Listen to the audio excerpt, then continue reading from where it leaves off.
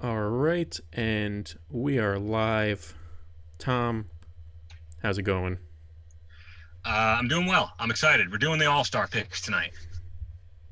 Yeah, so welcome everyone to our third edition now, I think, of the Tom and Yep. Davesdays Wednesday live show at 5:30. We've really enjoyed doing this. Last 2 weeks we did top five lists, and this week we are doing our All-Star ballots. The All-Star game ballots locked in, I believe, last night for media members and Okay. fans. So this is, I think, probably the perfect time to do it because we're working with the exact same sample size as, the media who's voting on this is working with. Um, so yeah, we were just kind of talking in the pre-show about just like the difficulties and ridiculousness of even doing this, just the way it works, the way how conferences feel a little bit silly for all-star voting at this point, especially when Yeah. you know the teams aren't even playing east versus west anymore, which I think is a good decision. I like the team captains and everything, Right. but what you get is a situation where you have two conferences with, at least how I felt, very different stories being told with the all-star picks and very difficult picks to be made.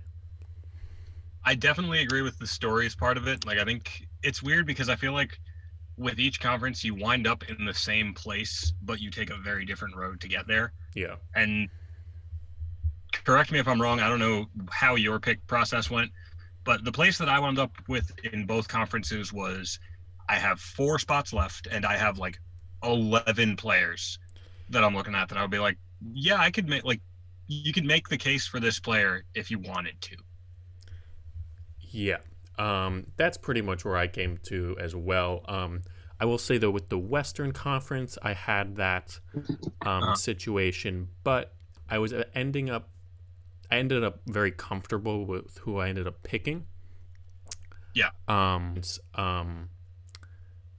I'll be honest. Right now, I got 11, and I want to talk through the six people who I have like contending for that last spot. for 12.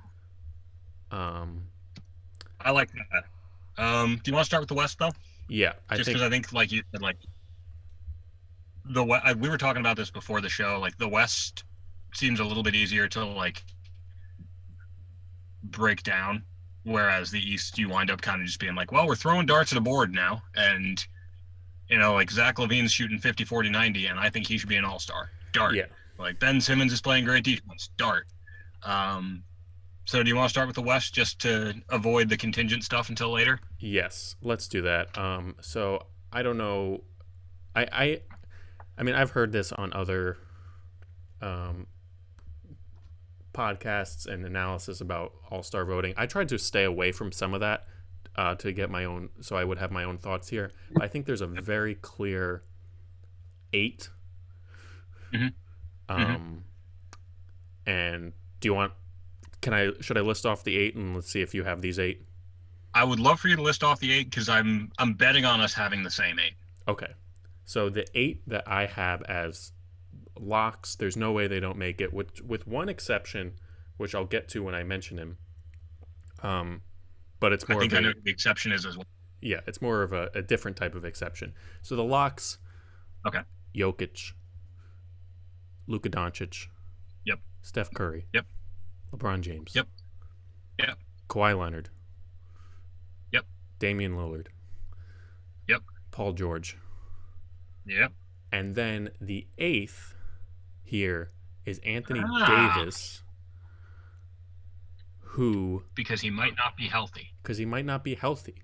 So I think we're gonna get a situation as as I understand Davis's injury situation. I think it's going to be something where he makes it because he's played enough games for to qualify Yeah. and everything, and he's played very well. But he's going to get a replacement. Is how I'm guessing it's going to go, which will, I think, be interesting for our discussion here because there are a couple of guys on Yes. the fringes for me that I'm not sure about. But if Davis needs a replacement, then be happy to put him in. Yeah. So Uh, were those the eight you had? those were the 8 I had. I had Anthony Davis in my locks just because I feel like if he is healthy enough to play or like be selected, then yeah, like he's one of the best 8 players in the conference. I don't think anyone will argue against that. Yeah. And so then you have a glut of people for the next 4. And yes, I'm very curious who people you were considering for this next 4. To start out with this discussion of the next 4, do you want to just do like the Utah Jazz question now?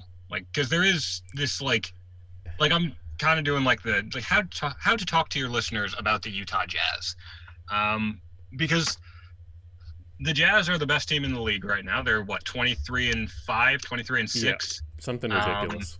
Yeah, they're playing insanely well. They need 2 All-Stars. Do they? Because I would like to see. This is where I come into the Utah Jazz question. Because I say that in terms of I have 2 Jazz All-Stars, but I also say that because the way that we talk about these All-Star games every year is always like, this team is good, they need X amount of All-Stars. Yes. Which I will also have some thoughts on that when we get to the Eastern Conference, being a Knicks fan. But my thing with the Jazz is that they probably should have 2 All-Stars. But at the same time, I kind of think they are a greater than the sum of their parts kind of deal. Yeah. And also, one of their 3 best players is Rudy Gobert. And I don't want to see Rudy Gobert in an All-Star game. Like, I know that probably shouldn't factor into, like, who is one of the 12 best players in the conference right now? But Gobert, like, I don't want to watch him. Like, this always turns into the best pickup basketball game of the year. And Rudy Gobert is not someone I want to watch play, like, roided up pickup basketball. Have you considered the number of screen assists he'd have? You see, that's exactly why. I don't know. It was like a couple years ago when Kyle Lowry, I think it might have been last year when Kyle Lowry was in it and took a charge in like the final 5 minutes of the game. Yeah. But I mean, they remind me of the 16 or was it 15 Atlanta Hawks. 15, yeah. Where there was didn't they end up getting 4 All-Stars? I know they had like 5 players doing a Voltron style player of the month that year. And I'm pretty sure what happened was that Teague, Millsap, and Horford were All-Stars when like the teams were released. And then there was an injury and Kyle Korver was a replacement. That's what it was. Yeah. Also, quick quiz. Who was the 5th player in that player of the month quintet? Damari Carroll. Good job, Dave. Yes. Who I don't know where he is right now. Is he on the Raptors still? No, he isn't. I feel like in my mind he was still a net, and I know he's not a net anymore. Is he on the Spurs? Let's see. All right, brief Damari Carroll sidebar. I don't think he's on a team right now. Yeah, I don't think he's on a team. He's 34 years old. I thought he was a bit younger than that. He last played for the Rockets. But in any event, so I do think I agree with you. They are kind of a 15 Hawksy pick. So just to clarify, do you think one of the qualifiers for you, how much were you weighing like All-Star game versus like impact? Well, my feeling is like it didn't not factor in because like I didn't put Rudy Gobert on the team. My feeling is also, and this is a little bit of mental gymnastics on my part. Okay. But I did plenty of mental gymnastics too, so don't worry. Perfect. All right, then I'll kick it off, but know that I am not the only one that is going to be twisting facts to fit theories here. But the NBA, we're playing this season in a pandemic. It is probably not safe to be doing an All-Star game. Yes. We're going to do an All-Star game anyway. The NBA could have come out and just been like, well, these are the All-Stars. They're not going to play, but we're going to give them the honor anyway. They didn't do that. They said, we're still going to do the game, which, and this is my C+ in intro to logic coming into play here. Mm-hmm. The fact that they said we're still doing the All-Star game means that the game itself has some significance. And if the game itself has significance, then we should factor in how this player will be to watch in an all-star game. Okay. No, I get that. So like it's not one of the most important factors, but it is like a thing that if I have to make cuts, will come into play. Okay. No, that's good to know. I think I almost frustratingly did it the complete opposite way. This is good. Let's get this discourse. Where I pretty much did this like I do like all NBA teams. Okay. Who have been the 12 best players, the 12 most impactful players to their team on their team's success. But I should say that I'm not hurting any players for their teams being bad. I think that's an unfair thing to do in All-Star. Except there's one team that I think deservedly might. I'm kind of dissing a little bit because of their team playing poorly. But I really looked at this as who is going to help me win the rest of this season the most, and who has helped me win the most so far this season on their teams. Right.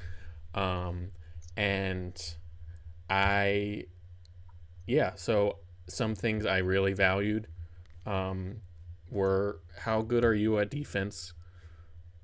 Are you a good playmaker? Okay, that's fair. Are you an efficient scorer? Are things that I like really we're listing cared about. qualities that Bam Adebayo has, but we will get to that later. So the Jazz question: who are your two All-Stars from the Jazz? Okay, so I know this is starting out on a slightly hot take-ish start. I realize this, but my two Jazz All-Stars are Rudy Gobert and Mike Conley. I had Conley. Okay. I think Conley is the right pick out of that backcourt. Okay. Oh, I'm glad we agree there. Conley has. I mean, he does everything I was just saying. Plays defense. Has been efficient this year. Good playmaker. But look, I don't want to get. I did go kind of hard into some of the advanced stats for this, just to really just for tiebreakers. His on-off nuts. His on-off is nuts, and if you're looking at stats like win shares or box plus minus or value over replacement player, things like that, he's always number one on that for the Jazz. Yeah. And in the West itself, he's always in the top 7 to 10. Right. He is very clearly the player on that team that I think has impacted their winning the most, because of, especially when you look at last year, Conley had a rough year. Yeah, he seemed like people were saying he was done after last year. Yeah, people were saying he was washed. People were saying this Conley-Mitchell backcourt experiment isn't really working out. And now this year, Conley is playing significantly better, and the team is significantly better. And I do think that means something. Oh, yeah. Also, if we want to split hairs in that backcourt, and brief sidebar, part of why all-star discussions I think get annoying is because they ultimately you're talking about only the best players, and so that conversation inherently is going to wind up being well, what can't they do? Yeah. Well, what are the advanced stats that separate them? All the things that people who hate the way basketball is talked about hate the most wind up being the only real thing you can use to give some sort of tangible value to your picks and why you are making them. Yes, that's a great point. I'm really glad you said that, because we're all it needs to be said, we're looking at all of the best players in the league, and you have to cut it off somewhere, and some of the advanced numbers are a good way to cut it off. Sometimes I use that, sometimes it was just personal preference, really. Yes. But yeah, my Jazz are Conley and Gobert, so then I'm at 10. I had Conley. I think the plus minus thing was big for me in separating with that backcourt, just because I think Conley has been the better player for the Jazz this season. He's kind of making everything go around up there. And B, I don't know, Donovan Mitchell's a 24-point-a-game scorer. Like, he's having a really good season. But, like, Brandon Ingram's a 24-point-a-game scorer. Yeah. Like, De'Aaron Fox is 23 a game. Shai Gilgeous-Alexander is at, like, 22 and a half. Like, you can score a lot of points and miss the All-Star game. Devin Booker's scoring 24 points a game. I don't have him in either. I should add that Mitchell is also less of, like, if again we have to split hairs here. He's less efficient than Shai and Brandon Ingram and Booker. Yes. So, and like a Devin Booker who has had to change the way he plays this year. Yeah. Significantly. So I had Conley. I understand the argument for Gobert. I want to make that clear. Mm-hmm. Like, it's all defense. He's the best defensive big man in the NBA, I think. And real, like, if Gobert doesn't make it and AD isn't healthy, then Gobert probably just becomes the replacement player. Yeah. But also, ultimately, like, I'm kind of okay if Gobert makes it versus doesn't make it, because we know what the end of this All-Star game is going to look like. Yeah. Like, you can go down the Western Conference right now. It's going to be probably, like, AD, LeBron, Kawhi, Paul George, Steph closing that game out. Maybe Chris Paul instead of Steph, just because, like, LeBron and Chris Paul are friends. Yeah. But, like, ultimately, we know what the end of this game is going to look like. That's a good point. Chris Paul's probably closing the game. Yeah. Because Chris Paul is making this team, too. Yeah. That's good segue. I have Chris Paul.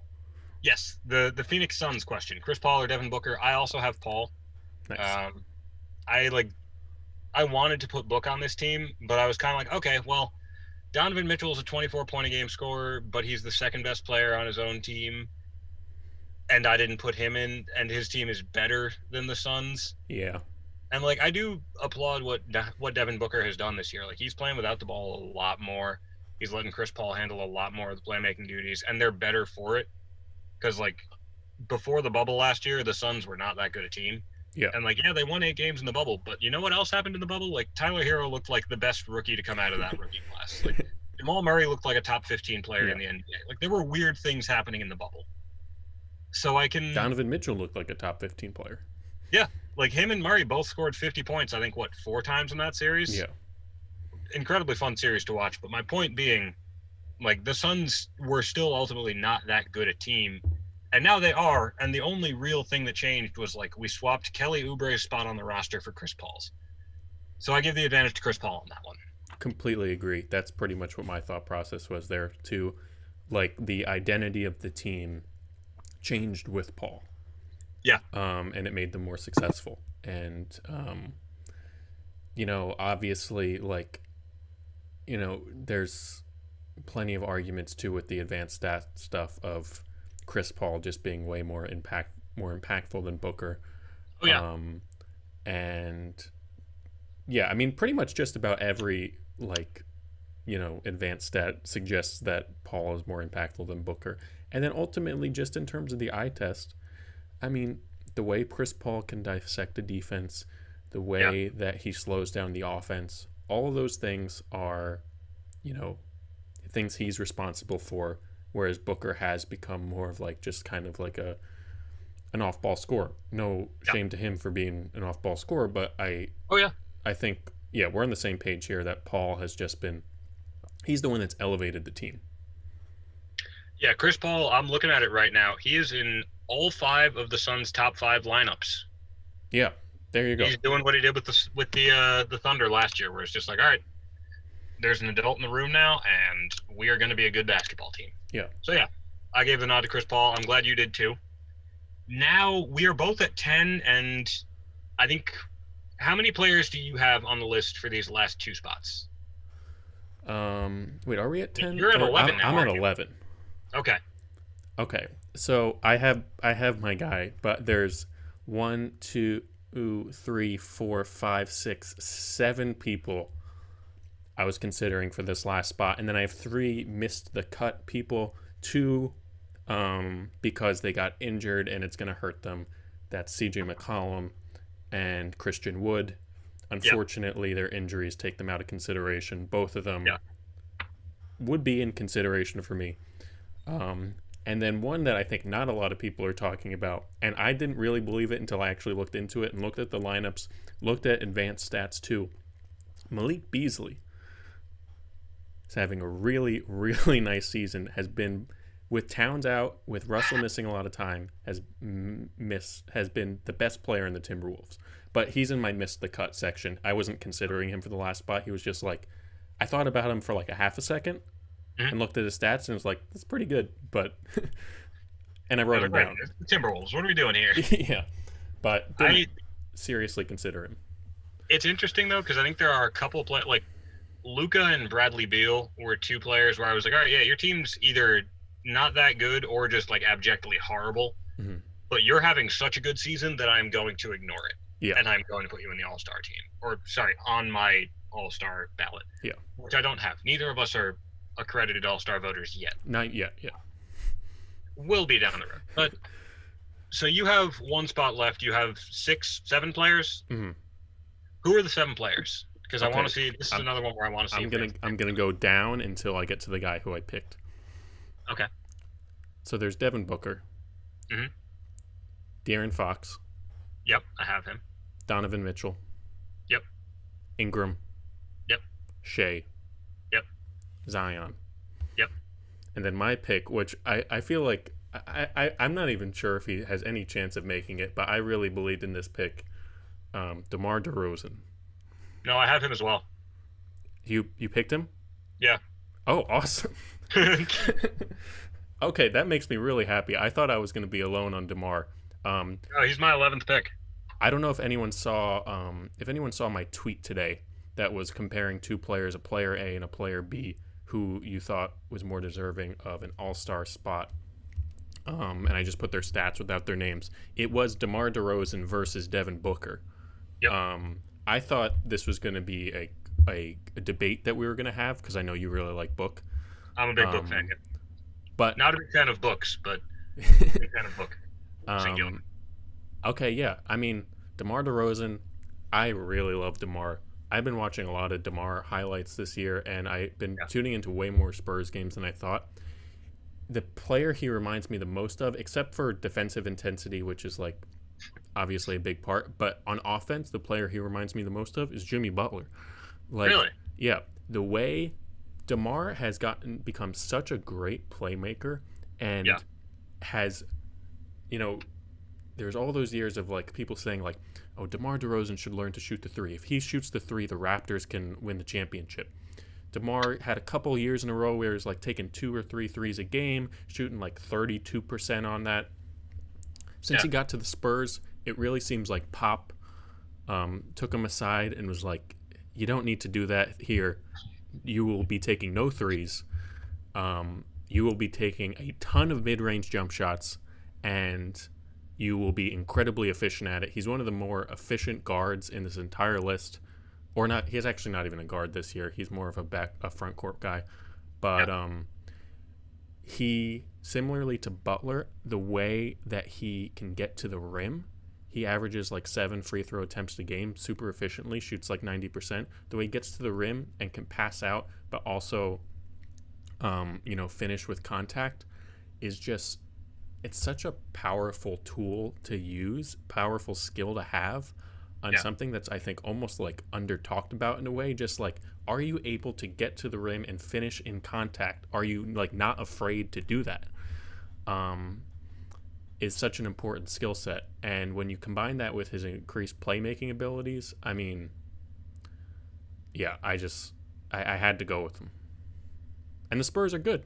So that was a big factor for me. And this is going to come up again in the East, where it's like a player whose team is significantly better than they were last year, and not that much has actually changed roster-wise.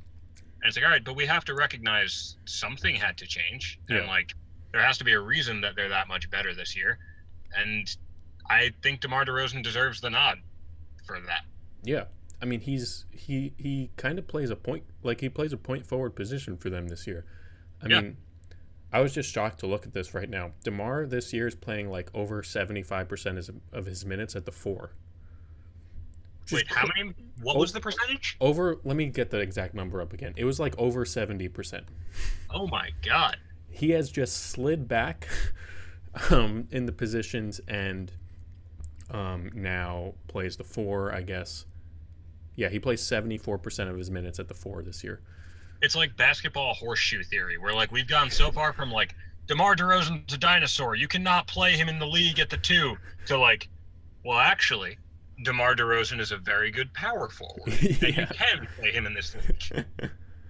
But yeah, DeMar DeRozan is what LaMarcus Aldridge was. But yeah, I don't know. That was one of my personal preference picks. I really completely understand anyone that wants to go with one of the Pelicans or maybe Fox. Yeah, like Fox, Shea, and Ja were all in my like. Yeah, young player who I'd love to give the nod. But like ultimate, I don't know. Like they're having a nice season, but it's not all-star level just yet, in my opinion. I feel like the closest to that for me was honestly Shea. Yeah. Shea's having a really good season and is probably the best defender of those 3 guys. Oh yeah. So that's been really fun to see. And then do you want to talk about? Oh wait, you've got one more.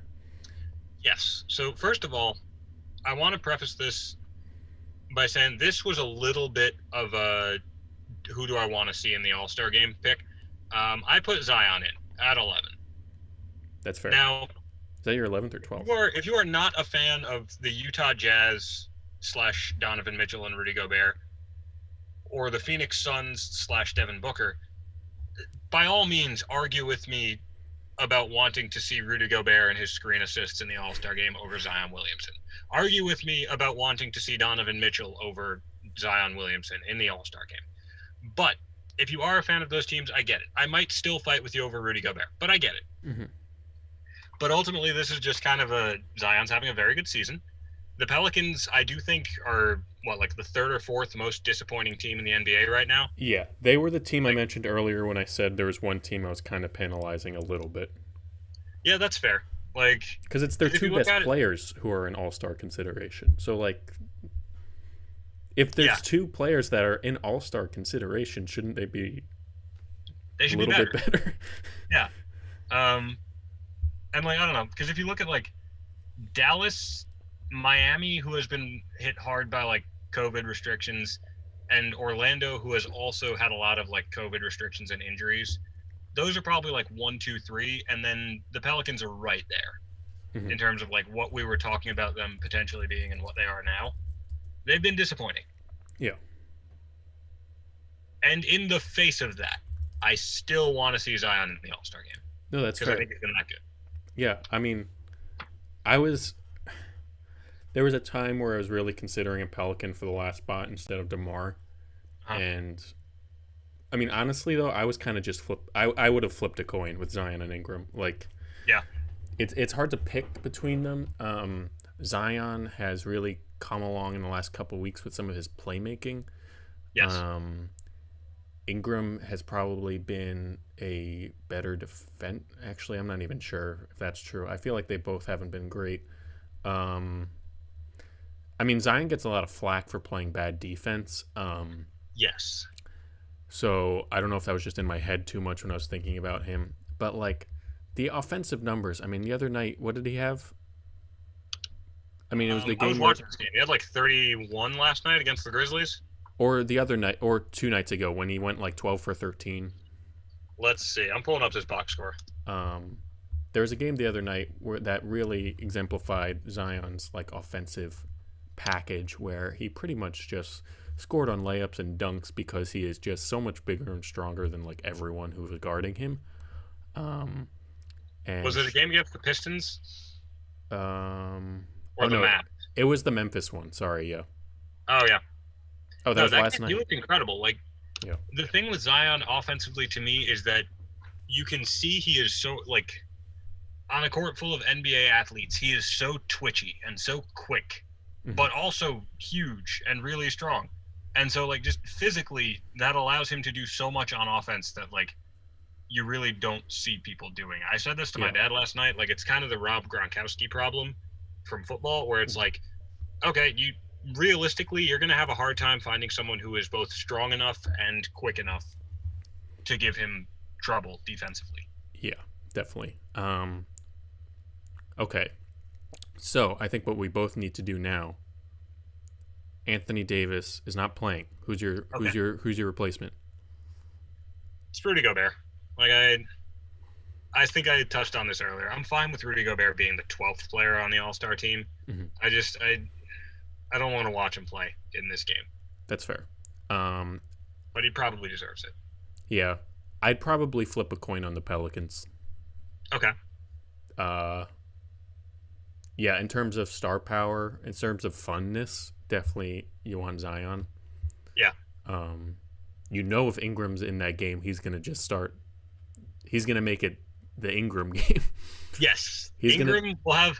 I think we've talked about this off camera before. Like I've tuned in to watch Zion, and now Brandon Ingram has taken 17 shots on the first half. Like that effect. Yeah. It would be the most extreme version of that because Brandon Ingram would be the last player on the bench, which he may never have been in his life before. And it would be like, oh, they tuned in to watch 23 other players before me. Well, now it's my time. And then we get Brandon Ingram scoring like 45 points and taking home All-Star Game MVP. That would be fun. It would. It would be a blast. Who are your starters? Let's see here. My starters, I'm going to say Steph, Paul, are we assuming Anthony Davis is healthy? Yeah, for right now.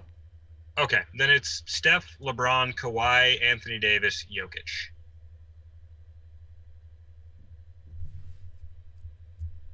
I think you need another guard. My mental gymnastics here is that LeBron is technically a point guard because he said last year that he was playing point guard. Okay, I mean if that's what's that's the tough part. Yeah. Yeah, I mean if LeBron's a point guard, then that sounds good. If he's not a point guard, wait, what were yours again? So mine, I think part of the problem here is also that I feel like Nikola Jokic deserves to be an all-star starter, but is the most likely player to get cut off of the all-star starters list. Which is a shame because if you want to use the advanced stats argument, so box plus minus, which a lot of people really like as an advanced stat, it just kind of is like the net rating of your offensive box plus minus and your defensive box plus minus. How many points are you giving to the team, like above average, on both ends of the court, something like that. Jokic is at 11.1 on the year. Yeah. The closest to him is Joel Embiid at 8. And Joel Embiid is someone who, we seem to have pretty unanimously accepted as, the favorite to win MVP this year. But by all numbers, Jokic has been the best player in the league. So, realistically, it should be Anthony Davis who comes off the bench. It should. But this annoying, we're only going to do front court and back court distinction makes it pretty easy to just be like, no, fucking throw Jokic on the bench. It's fine. Yeah. It's fine. We'll start Anthony Davis, LeBron, and Kawhi and call it a day. I think if LeBron is a forward, if he can be a forward, I would go Steph, Dame, Kawhi, LeBron, Jokic. I like that. It's a toss-up between Dame and Luka, but, I mean, honestly, the tiebreaker is I like Dame more as a player, and his team's been better. Yeah, that's a perfectly reasonable tiebreaker. I almost put Paul George in my starting lineup as that second guard.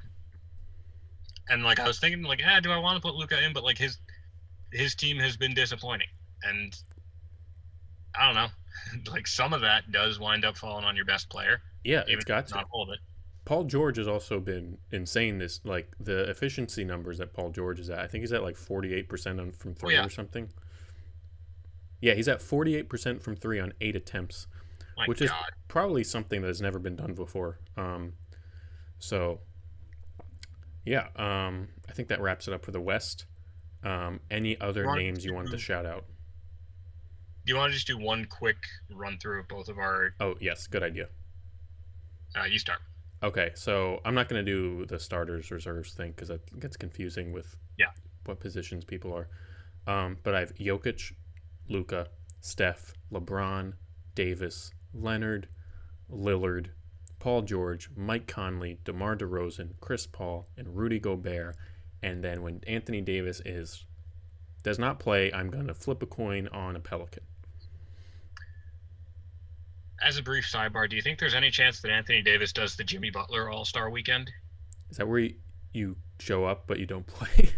That's where you show up and then you go out the night before and then you're like, yeah, I'm hungover for the All-Star game. I don't want to play. It's possible. It's definitely possible. And yours?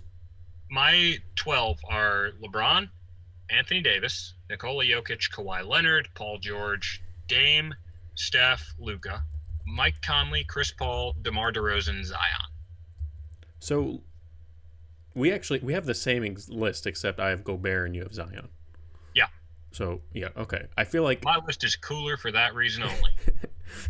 Your list is more fun. is a game of basketball I'd rather watch. And speaking of fun, let's talk about the Eastern Conference. Ooh. The East I had such a difficult time with. I'm not finished. I'm at 11. Okay. So let's go down the locks list first of all. I had 8 of them. Okay. Wait, let me. Yeah, tell me. I had Durant, Giannis, Embiid, Jalen and Jason, Bradley Beal, Kyrie, James Harden. Is that 9? Hang on. Durant, Giannis, Embiid, Jalen, Jason, Bradley Beal, Kyrie, Harden. Oh, okay. Yeah, no, I have all those guys. Now let's get into that final 4. This final 4, I'm not kidding. I had 1, 2, 3, 4, 5, 6, 7, 8, 9, 10, 11, 12, 13, 14, 15 people I was thinking about. I did not have that many. I think I had like 11. Some of these are unrealistic, but let me check real quick. 1, 2, in terms 3, of 4, 5, actually thinking about 9 of them, 9. 5 of them were more like on the edge. I had 12. Okay. So okay. Domas. He's in my I'm not sure yet. Okay. Julius Randle. I have him. I'm not, and this wasn't just to please you. I have Randle. Okay, good. Gordon Hayward. He's in that maybe list. Fred VanVleet. Maybe list. Zach LaVine. Maybe list. Bam. I have him. I'll make the argument. Okay, I would love to hear it. Trey Young. Maybe list, but leaning no at this point, honestly.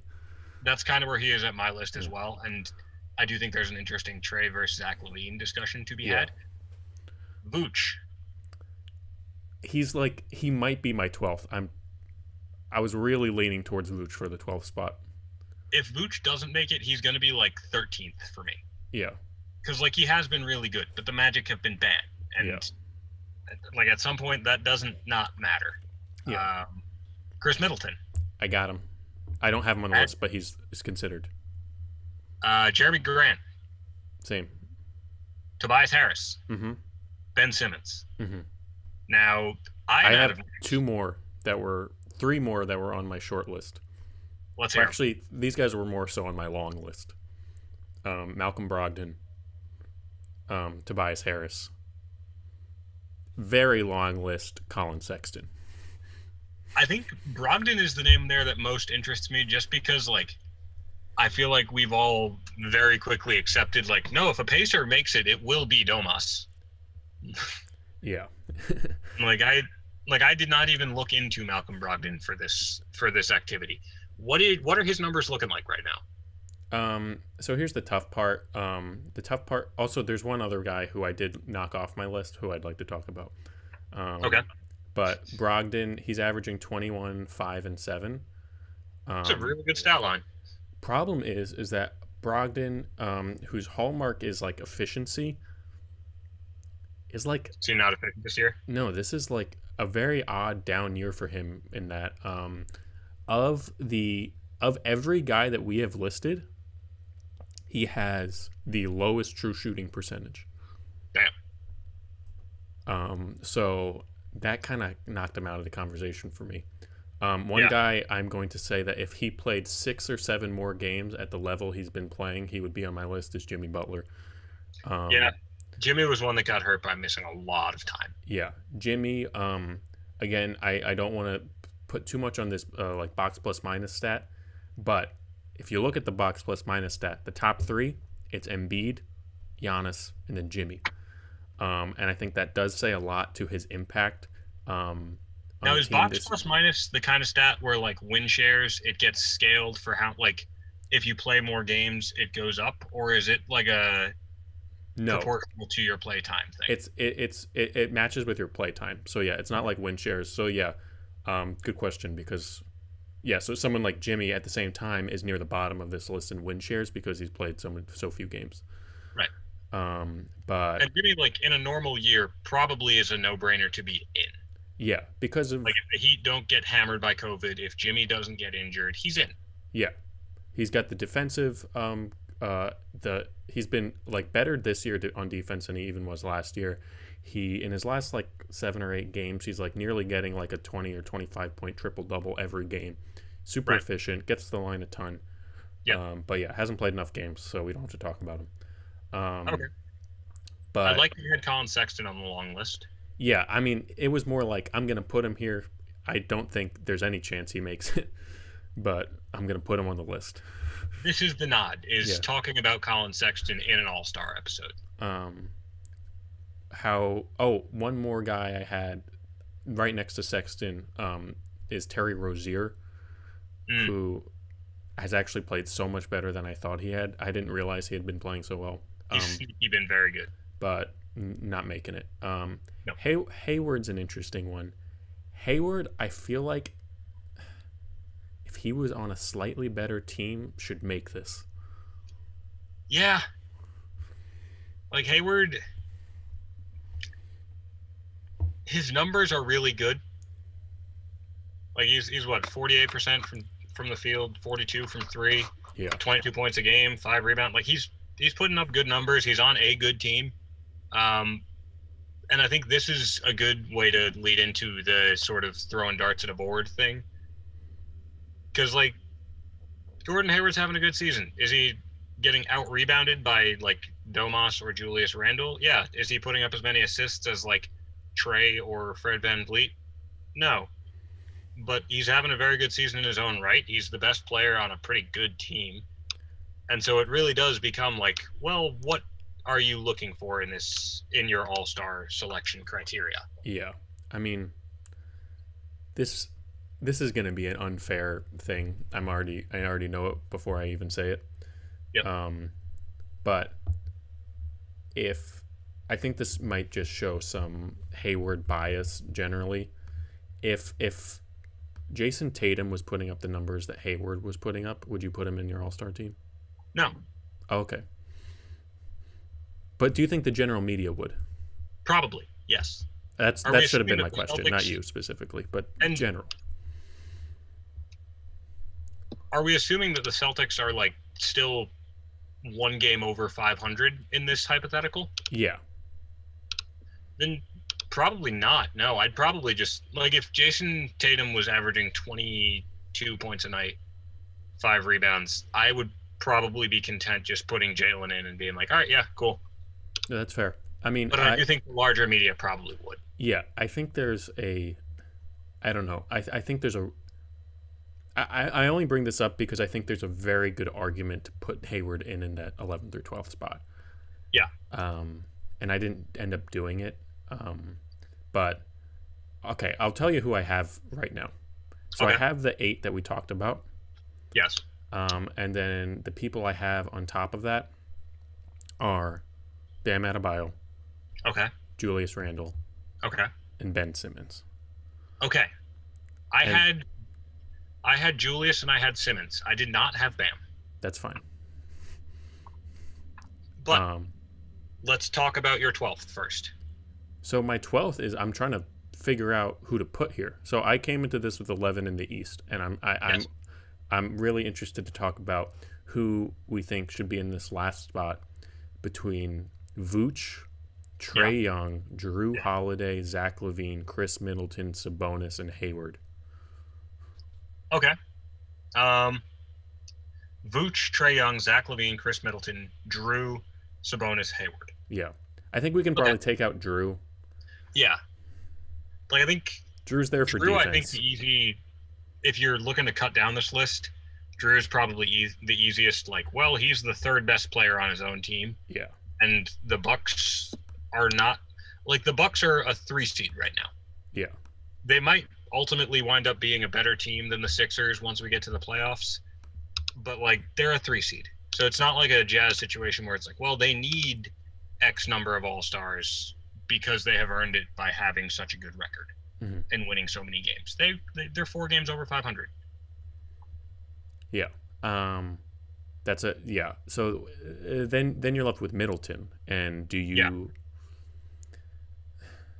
Middleton's been great. There really isn't a good reason to leave him off, especially since he has gotten so much better at playmaking. He's averaging 6 assists this year. He's averaging 21, 6, and 6 on ridiculous efficiency. Yeah, I know he's 50 and 4. He's 51 and 44. Yeah. From the field and from 3 respectively. I don't know what his free throw numbers are. It's 90. What's up? It's exactly 90. He's a 50, 40, 90 guy. 50, 40, 90 guy who plays great defense. And will be an all-NBA caliber defender, which I'm, like, personally didn't factor as much into my all-star votes, but I realized that it probably should. So then you got Trey Young, who I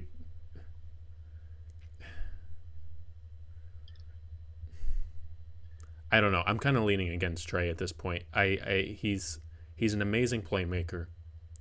May I ask you a question? Yeah.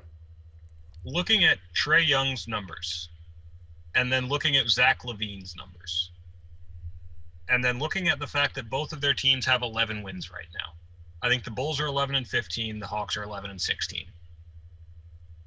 Where's the definitive we need to put Trey in front of Zach LaVine stat? Like, what's the thing that you point to and says, no, this is why Trey's an all-star? It's nothing. There's nothing. I mean, like the advanced stuff on them. So I did a little spreadsheet. So that's why I have all this stuff like ready to go. The advanced stats on them are almost the same. So then you really just got to look at the counting stats. Yeah. And Zach's are better on everything except assists. I mean, yeah, Trey's one of the best passers in the league, one of the best playmakers. But does that put him up against... Does that make him more deserving than LaVine, who is having... a better season? Yeah. I mean... Well, also, like, if we want to talk, like... I don't love going moments, but LaVine, I think, has multiple game-winning shots already this year. Yeah. In terms of who do I like watching more? 100% Zach LaVine. Yeah. Like, we talked about this the other night when the Hawks were playing the Knicks, how Trey Young is infuriating to watch play your favorite team. Disclaimer, I am now sitting on the take that, like, every basketball fan should have to watch Trey Young play their favorite team just to, like, remember the homer that is really in your heart. Yeah. Because it's there. You just need to watch, like, your starting 2-guard get 2 really quick fouls that you didn't think were fouls called because Trey Young, like, leaned the wrong way. And a referee was like, there it is. It'll help you lean into your old man basketball takes, too. Yes. Which is a wonderful, well, not always a wonderful thing. But it's a thing, I don't know.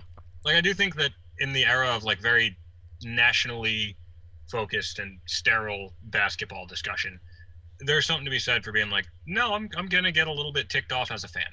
Mm-hmm. Now, back to the players. You're leaning Zach LaVine over Trey? Oh, 100% leaning Zach LaVine over Trey. But then the question is, am I leaning Zach LaVine over Vooch? I don't know. I kind of am. I think Vooch is having a really good season, but I don't know what the thing is with the Orlando Magic where we're like, they have to have an all-star. That's a good point. Like, Vooch is effectively having the De'Aaron Fox season, but in Florida. That is a good point, actually. if anything, he might be closer to a Brandon Ingram type thing where it's like, all right, yeah, or a Zion type thing where it's like you're the best player on a team that has kind of underperformed. Mm-hmm. You're still putting up good numbers and are still clearly really good at basketball, but where's the we need to have an Orlando Magic player in the All-Star game?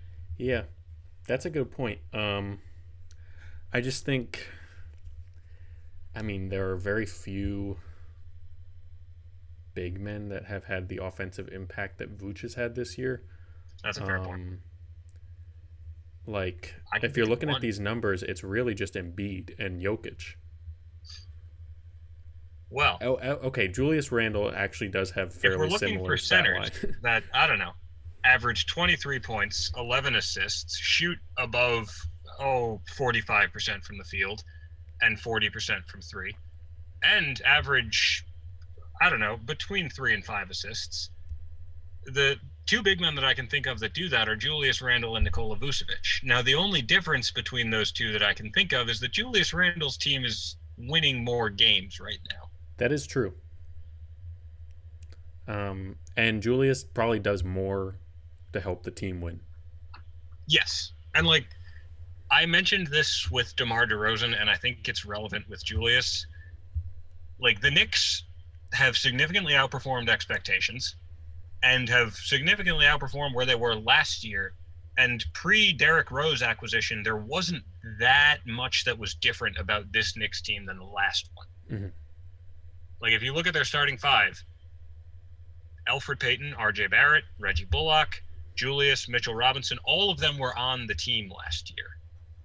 You want to say, oh, well, Emmanuel quickly came in. He's the 8th guy on that team.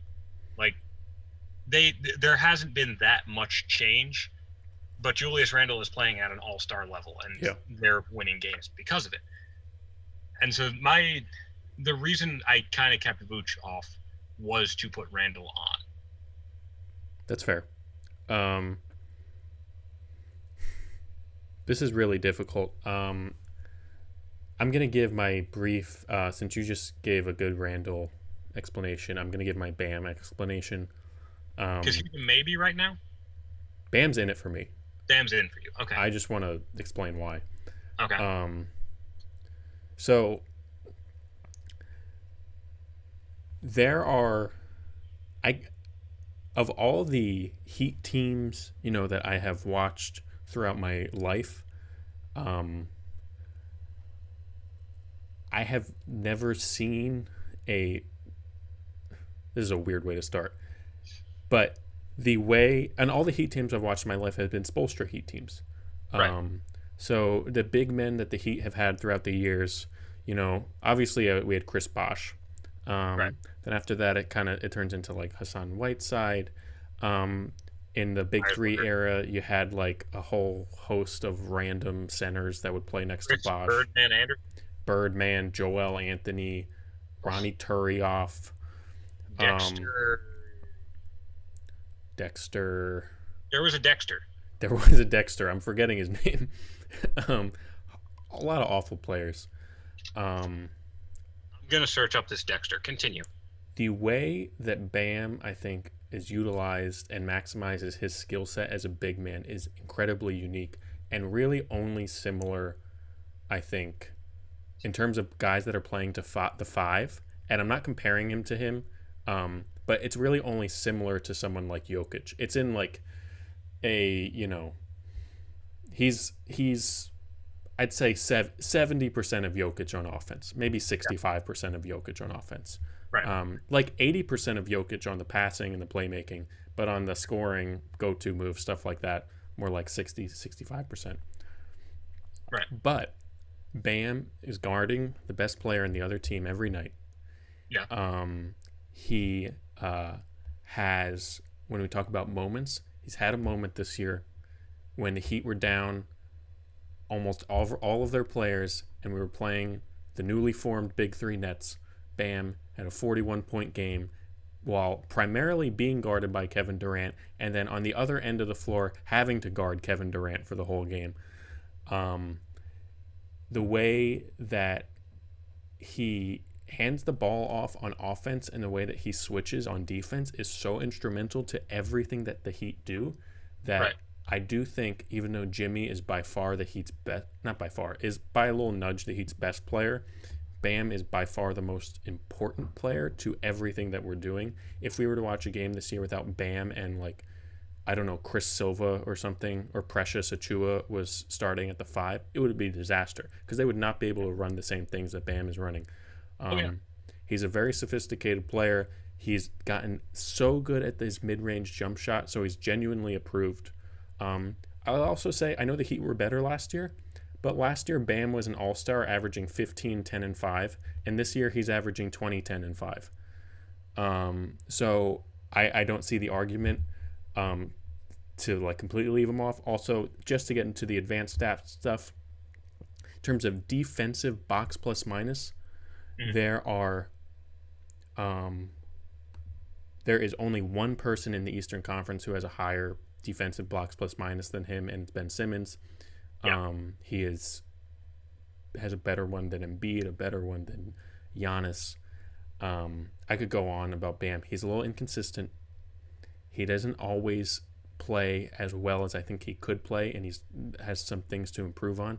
But there's my Bam take. I like it. I think Bam, I don't know, like, what if we're ranking the best two-way players in the league? He's in what, the top 5 or 10? Like, yeah, definitely the top 10. I don't know when he would cut off. We don't need to do the full ranking here, but I feel like he is in that, like, one of the best two-way players in the league discussion. Yeah. Which matters. So, yeah, and when I said earlier, you were right. When I said I like defense, I like playmaking, and I like being efficient, and Bam is all three of those things, on top of the fact that a center in Bam, I mean, this is similar to Embiid, so I shouldn't say it's that great, but he's getting to the line over 6 times a game this year and has upped his free throw percentage from like 70% to 84%, which is just like such a ridiculous improvement that I'm not even sure if it's real yet. But yeah, he's just improved in so many ways, and he was an all-star last year, so I don't see how he shouldn't be this year. I'm done. You gave me my soapbox on Bam. But yeah, I still don't know who my last pick is, but I'm kind of leaning like I'm in a 3-way tie right now between Levine, Middleton, and Vooch. Okay. So let's, before we announce your 12, what are the first 11 for the listeners? Oh yes, and then you do yours too. I Giannis, Embiid, Randall, Beal, Tatum, Bam, Kyrie, Simmons, Durant, Jalen, James Harden. Okay. I think I have all of those. I had Chris Middleton as one of my last 4 in, but I'm quickly like moving him to the bubble, even like an on the bubble pick, even though, as we said, like, there's really no reason to keep him off. Yeah, there really isn't. Like, but he's really good. You know what the reason is? And it's completely unfair to him. If you have Middleton, then you have 7 players from 3 teams. And at that point, it's just like, this isn't fun. Like, we're going to have, like, half these guys are from the same team. I mean. Well, I'm like, because it would be what? It would be 3 Bucks, 2 Sixers, 2 Celtics. Oh, wait. Actually, it would be, I didn't even count the Nets. It would be 3 Nets. Bucks, 3 Nets, 2 Sixers, 2 Celtics. Yeah. That's what, 9 players from 4 teams? Yeah. Yeah, like, that's, I don't know. None of those teams, like, I get that the Nets at points this season have looked like incredible and like prohibitively finals or Eastern Conference championship favorites, but like none of those teams are really like prohibitively breaking away from the pack. Yeah, in a they way aren't. 3 All-Stars. Now, obviously, the Nets are getting 3 All-Stars because they have the star power to get there. That's fine. That's what I was going to ask you, actually. Was there any part of you that was like thinking at all about, should I include Harden or Kyrie, or were they immediately in there for you? They were immediately in there for me. Like, I know I was listening to Zach Lowe last week, and he was talking about like, oh well, I'm not above saying no, James Harden, you know, loafed your way out of Houston and like got onto this good team. Like you don't get to be an all-star in the Eastern Conference for that or whatever. Like I don't know. They just beat. Who did they beat last night without Kevin Durant and Kyrie Irving? They beat the Suns last night. It was a Rockets game. Yeah, like they beat the Suns last night without Durant, without Kyrie. Suns were at full strength, and it's like I don't know what we're doing here if we're saying Harden shouldn't be an all-star. Yeah, no, I agree. I also heard that podcast and Harden and be like he shouldn't be in this game. Yeah, I've heard some people want to take Kyrie off. I don't agree. Kyrie has been just like Kyrie's been fantastic. One of the, I mean, of this whole bunch we've listed, he's probably been one of the 3 or 4 best offensive players. Yes, and like I feel like Kyrie.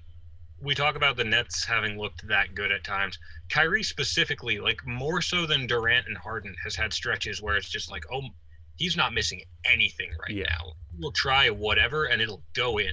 Yeah, I mean, I'm pretty sure Kyrie is very, very quietly having legitimately the best season of his career. That's actually a good question, and I want to look up his stats now. He's averaging the most points he's ever averaged, and I mean, actually, it definitely is the best. I mean, the best efficiency across the board. A little down on assists from a year ago, but like, there's so many players with the ball in that team. He's not the only one making plays. Yeah. Were they both immediately in for you? Yeah, they were both immediately in for me. Okay, good. The way I did this for the East was, I mean, for both conferences, but specifically for the East was I went down the conference. Yeah. Looked at every team and added a bunch of guys from each team that I was considering.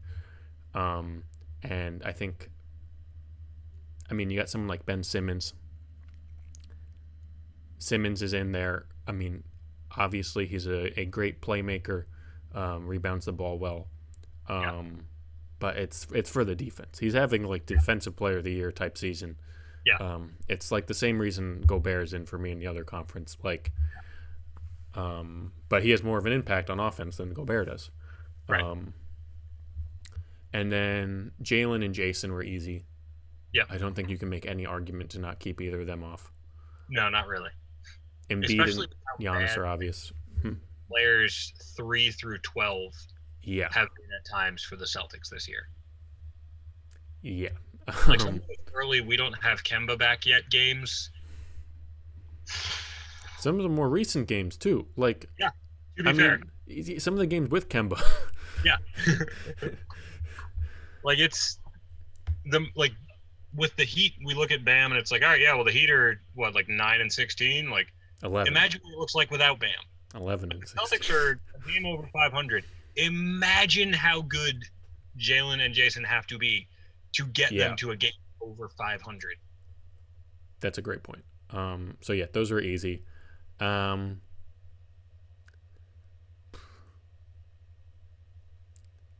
Bradley Beal was like your team's bad, but come on, we're not doing this again. Yeah, Beal was easy for me too. 33 points a game. Shut up. Yeah. All right, here's where I'm at. I think my head says Middleton. Okay. My heart says Levine. It's interesting that those two are the two it comes down to. I think the Magic have been, I don't know. The Magic have been so, I mean, we saw that you sent me a fun graphic the other day from the NBA Math Twitter account. They've been doing this thing where they post it's the points added, right? Yeah. Like offensive points added, defensive points subtracted. Yeah, it's like kind of similar to like a BPM type stat on every team in the league. And Vooch is just like, Vooch is in the top right corner on the Magic, and like every other Magic player is like in the bottom left. It's like really illuminates. Right at like the corner of the X and Y. Like they're at 0. Yeah. Like around, like clustered around the center of the graph. And Vooch is just like way over here. But yeah, I think Sabonis, if he was playing as well as he did like 3 weeks ago, would be here. But he's kind of fallen off just a tiny bit, enough for me to consider it. Trey not making it for the reasons discussed. Sabonis, I also think there's something to be said for just the Pacers being a better unit as a whole. Yeah, definitely. Where it's like, okay, your team is very good, and maybe that merits someone being in the All-Star discussion, but it's not like you're prohibitively in because of how well you're playing. It's a collective effort. Yeah, and specifically on that point, I mean, there was definitely a time a while ago where it was like, well, the Pacers should have an All-Star. Yeah. But right now they're 14-14. Yeah. Do they need an All-Star? If we can't figure out who it should be. I think the only team that in either conference that really is playing well enough to be no, they need one is Utah. Yeah.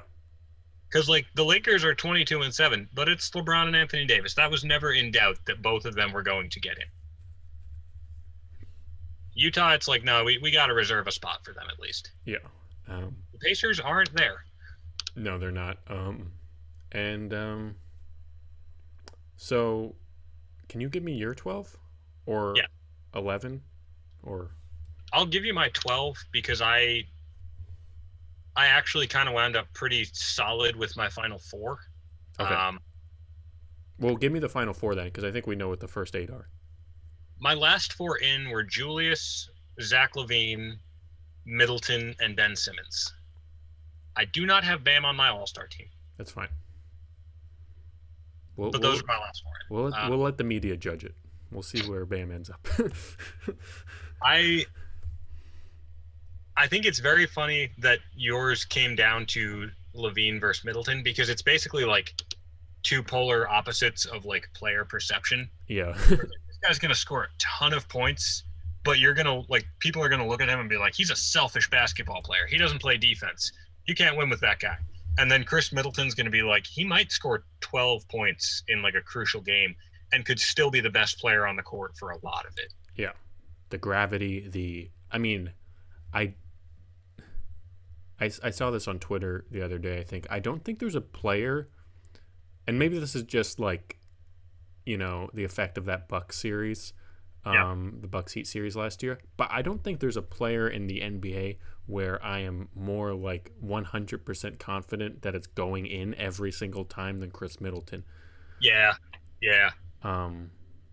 The only other guy I can think of would have been Clay, but Clay hasn't played in a year and a half. Yeah. So yeah, I mean, I'm gonna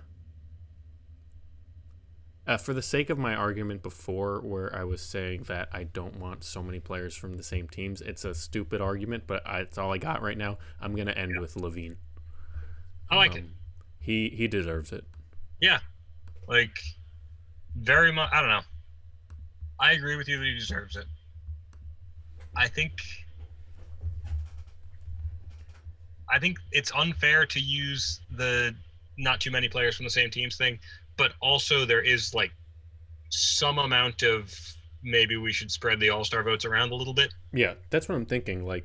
That's because last year the Bucks were on a 60-something win pace before the stoppage. They were good enough last year where it was all right, now they have 2 All-Stars. This year they're 4 games over 500? Yeah, I think it's okay for them to only have Giannis. Yeah. So yeah, we have the same list except you have Middleton and I have Bam. Some guys we already litigated. Hayward, the team isn't great. Sabonis we talked about. Trey we talked about. Vooch we talked about. Middleton, Fred VanVleet. I also have Siakam. Yeah. And when you were making your list, was Siakam we should probably look at some Raptors? It was I'm gonna look at his stat sheet for a second. Yeah. And think about it for a second. He's been trending upward for a couple weeks now, but still not quite there. Yeah. There's no good argument, I think, for Pascal over Bam. like something like that. And like in a similar vein, I don't think there's much of an argument for Fred VanVleet over like a Chris Middleton or a Zach LaVine. Like, are there things that Fred VanVleet does better than Zach LaVine? Obviously, yes, but I don't really know what the argument would be for like no, Fred VanVleet's definitely an all-star over Zach LaVine. Yeah. And then the last guy is Jeremy Grant. Yeah. Who is playing great, but he's on like the worst team in the league. So yeah, what are we gonna do with that? I mean, I sung Jeremy Grant's praises a couple weeks ago. I am very happy about the way he's playing. He's very good. It's a great story of betting on yourself working out well. Oh yeah. But I don't think he's an all-star. No, neither do I. Now though, someone gets injured. Who's your 13th? Okay, there's an injury. Who is my 13th? I think if there is an injury and I need a 13th player, it's going to come down to Bam, Trey, or Vooch. And it's probably going to be Bam. But it's a tough decision because, like... It's a preference thing there. I mean... Yeah, absolutely. Like, I'll put it this way. Bam is the player I felt the worst about leaving off of my 12. Okay. Because, like, Trey is an all-offense player who is getting left off of my 12 because there is an all-offense player who's having a better season for a team that is just as good. That's a great point. Vooch is a pretty, like, offense-dominant big man who is getting left off of my list because there is a pretty offensive-dominant big man who is having just as good a season on a better team. Bam is a really, really good two-way big who is getting off my list, who is left off my list, like just because that's the way it shook out. So Bam would be my 13th.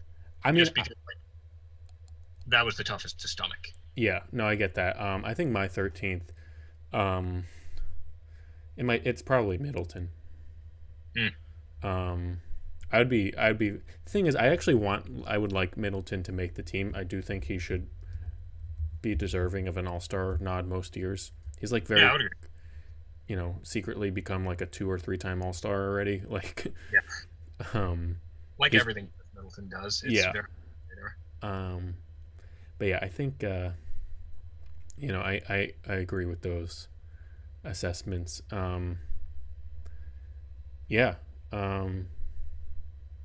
This was tough. The East was tough. I feel bad about leaving off Sabonis and Middleton and Vooch. I felt worst about leaving off Bam, but like Vooch and Sabonis and Trey all had they have cases. Yeah. Now, I didn't bring this up before, but I think this would be an interesting thing. Who do you think is on your list that is the least likely to actually make it? Is there anyone that you think is some sort of outlier that you have on there that might not end up making on the actual teams? Honestly, I kind of think Julius Randle is not actually that likely to make it. Yeah. Just because I think a lot of the professional process of voting winds up being well, I need to set criteria and stick to them.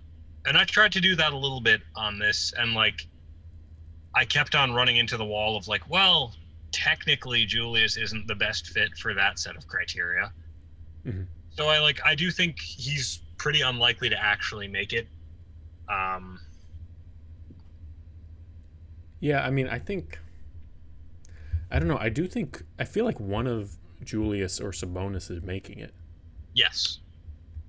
And that is why I think Julius is kind of unlikely to make it, just because I feel like this is going to sound like a Knicks homer take. It's fine. We do it sometimes. But I feel like that's one of those well, no, we wrote the book already, and Sabonis is a better player than Julius. Yeah. And it's oh, well, Sabonis plays bully ball. If he gets a matchup he likes, he can really control a game. It's okay, well, he's a top 10 player. He might be the best playmaker on his team. He's a top 10 player according to Charles Barkley.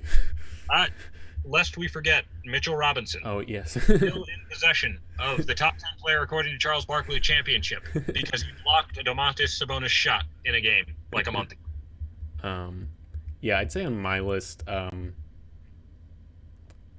Now this, I sort of using the bias argument that you just said had about Randall. Yeah. I think that really works in Bam's favor, especially since the coaches vote on the bench. Yep. And I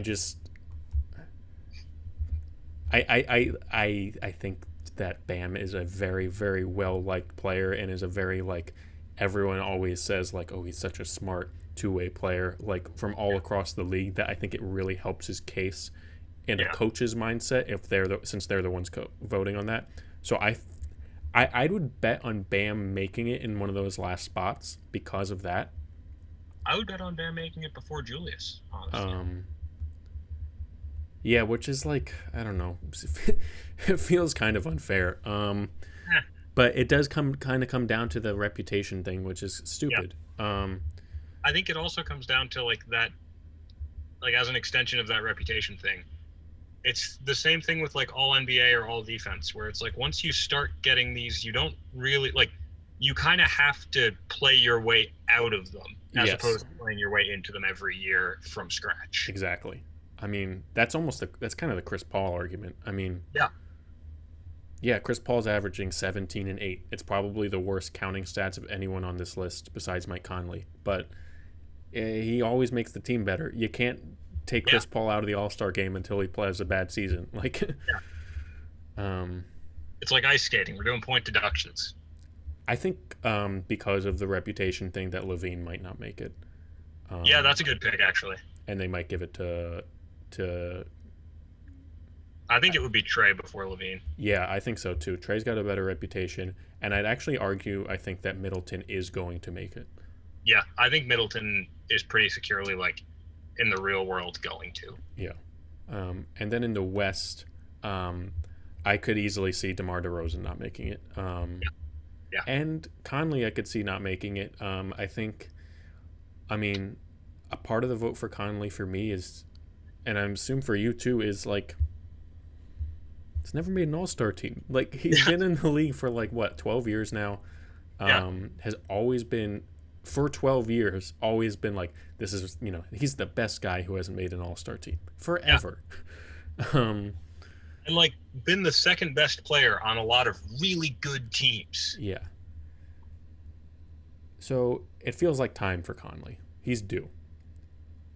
I would like it to be Conley's time. And I do think there's like a little bit of a media like wave starting to rise for him.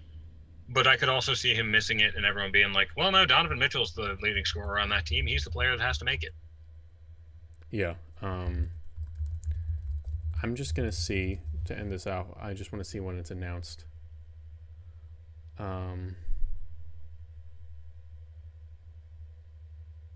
Oh, actually, I don't think they've said when the All-Star Game players are going to be announced.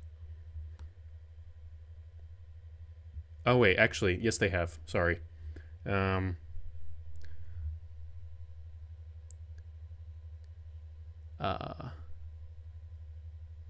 reserves are going to be announced on the 23rd. I don't know when the starting lineups are going to be announced. So it's within the next week, though. So we'll know pretty soon. I feel like starters would come out before reserves, wouldn't they? Yes, I think this article's just kind of confusingly written. If we name all the reserves, then it's a pretty easy process of elimination. Like, I don't think anybody's going to be sitting there going, oh, well, Brandon Ingram and LeBron were not on the reserves. Which one of them will be starting in the All-Star game? Oh, wait. The starting lineups will be announced tomorrow. Oh, sweet. All right. Yeah, so we'll know tomorrow. This content will be relevant for about 12 hours. Okay, so with that in mind, starting lineups coming out tomorrow.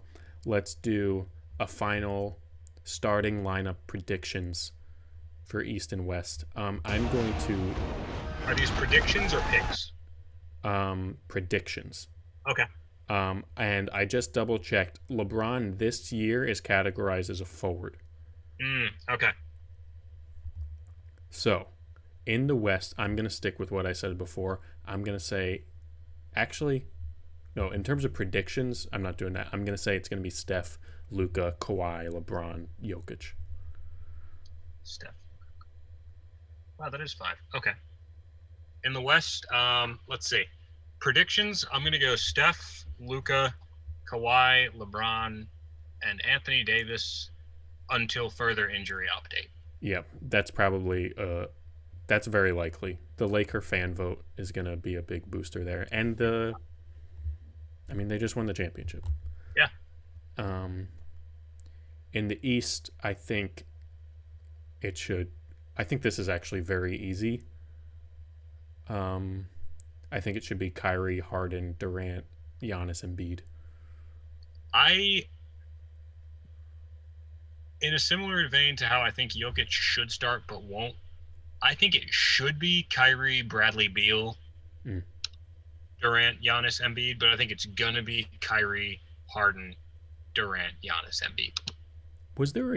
There were plenty of years when all three, Wade, LeBron, and Bosh, all started in the East, right?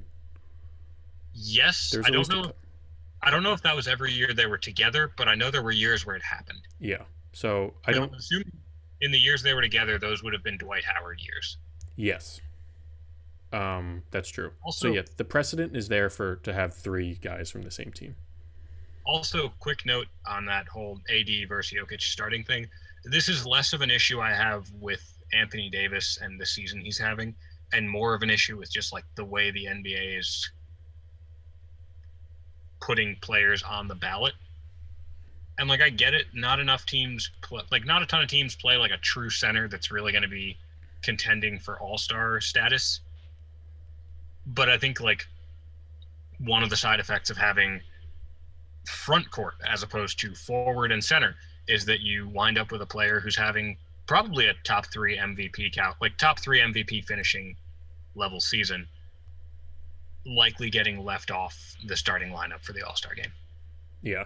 I mean, I really hope he does it. That'll be such a it'll be a sham if Jokic isn't a starter. I mean, he should start. Yeah. We need to see the Jokic versus Embiid possessions at the beginning of the All-Star, or I guess it's if they end up on different teams. But we need to see it because someone draft both of them and recreate like the 1999 Spurs with just Jokic and Embiid setting picks for each other. Oh, I wonder who the captains are going to be. I mean, it's going to be LeBron, and is it still Giannis or is it going to be Durant? It's just the highest vote getter. Is it highest vote getter from each conference? It'll I would bet on it being LeBron and Durant. Actually, we can check who's the highest vote getter right now, right? That's true. The thing that helps Giannis is like all the European players get like the entire country around All-Star voting. And that definitely helps Giannis's case. And that's always helped his case in the past couple years. The nation of Georgia had Zaza Pachulia in position to start an All-Star game. Yes. Also, I just checked Durant and LeBron are the leading vote getters right now. So it'll probably stay as that. Yeah. Unless the Giannis fans, the Greeks, really pulled through. The burgeoning media market of Milwaukee. But yeah, it is funny, 2021, and we're just going to have another LeBron Durant All-Star game. I really do wonder when that would ever be passed. Because LeBron strikes me as like he's going to keep making them until he just stops playing. Yeah, exactly. I don't think we're going to have a LeBron season where it's like, he's playing 13 minutes a night for Cleveland, and he's coming off the bench. He's not an all-star. Like, no, I think he's going to go out on top. Yeah. I don't even know. Like, yeah. It's weird. Like, this, I might be missing somebody, but it feels like after the current generation of, like, perennial number one all-star vote getters, number one MVP finishers, like, that next generation of player doesn't really have, like, a definite next. Because, like, as much as everyone really wanted it to be Luka, and to an extent really wants it to be Zion, I don't know if either, like... None of those guys are ready yet for it. I mean... Yeah, Luka is having great seasons, but he's also under 500 right now. Yeah, because in theory... Part of being LeBron is going to the finals 8 years in a row. Like, yeah. That's part of it. And I think the with the torch passing, in theory, it shouldn't be LeBron shouldn't be passing the torch to someone who's 20. He should be passing it to someone who's like 28, you know? Like this guy who's like been in the top 5, top 10 for a while is the next best guy. Which would seem to indicate Giannis. Yeah, but just to talk about Giannis for a second, Giannis is having a fantastic season that for any other player would be considered an amazing season. But we're just used to like 30, 12, and 6 from Giannis that we're acting like he's not even playing that well. We're used to prime Shaq stat lines from Giannis. Maybe Embiid. I don't know. Embiid doesn't have the ball in his hands enough, though. Like the face of the league in this day and age can't be like. I don't know if it can be a big man. Like I don't know if it can be Embiid or Jokic. They can be up there. I think. Yeah, they seem like players that'll always be like in the conversation, but I don't know. I feel like it's sneaky been a while since the face of the league was a big. Yeah, it definitely has. It's going to change. I mean, that's why I think the argument has to be for. I mean, we might get this is kind of going off on the tangent, but like, you know, we might get a year or two where like Kawhi is the best player. Yeah. Just like maybe just a year. I mean, that already happened actually we had like 3 months of it. I feel like where we were like that playoff run happened, and then he signed with LA, and like that summer, like that spring into summer into fall. Like an 8-month stretch of no, Kawhi's definitely the best player in the world. Yeah. But yeah, I think I don't really have anything else. Do you have anything else? No, that about wraps it up on my end. All right. Well, thank you everyone for listening and watching today. Next week's live show, I don't think we have anything picked out yet. We'll be discussing it. We'll talk about it on Twitter. Yes. Maybe looking back at some of our predictions for the season, see how those are aging. That could be fun. Maybe could look at award stuff. I don't know. We'll think about it, or we'll do one of our more fun top 5 things. Perfect. Follow us on Twitter at Tom and Dave 2. Yes, that is at Tom and Dave and the number 2. That's correct. Thank you everyone for watching. Bye.